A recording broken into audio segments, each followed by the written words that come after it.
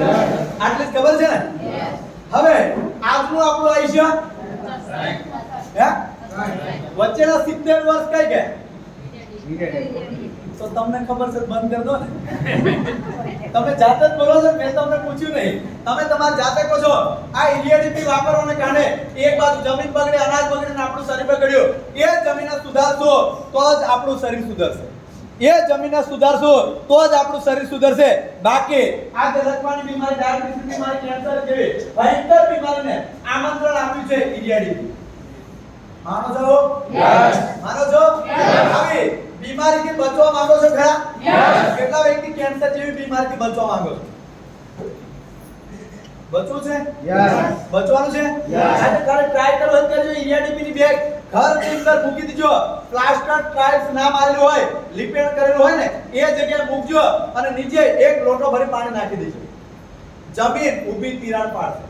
જમીન ફાટી જશે. હવે તમને એટલી ખબર પડી છે કે જમીન ફાટી જતી હોય તો એ જ જમીન અંદર તમે ઈડીએડીપી નાખો છો અને એ છોડ થકી અનાજમાં આવે છે અને અનાજ થકી આપણા શરીરમાં આવે તો આપણું શરીર બગડે નહીં તો હું થાય મને કહો તમે. અચ્છા, એટલી જ ખબર પડે. જો જમીને તોડી નાખતું હોય તો આપણા શરીરને શું કરશે વિચાર. હાજર છે? એ જમીનને સુધારવા માટે જે દરિયાઈ સેવાળ અને લિગ્નાઇટ પ્રસ્તુત બનાવ્યું છે માત્ર 1 કિલોની બેગ છે.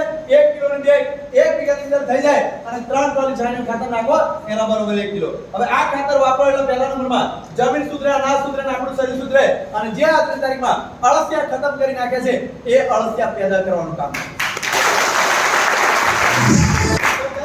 જેટલા પણ વ્યક્તિ બેઠેલા છે મેં ખાસ તમને કહું આજે તમને કોઈ બીમારી નહીં પણ જે દિવસે આપણા ઘરની અંદર લકવાની બીમારી આવી લાખો રૂપિયા દવાખાનામાં આપવા પડશે એના કરતા આ ખાતર વાપરવાનું ચાલુ કરો.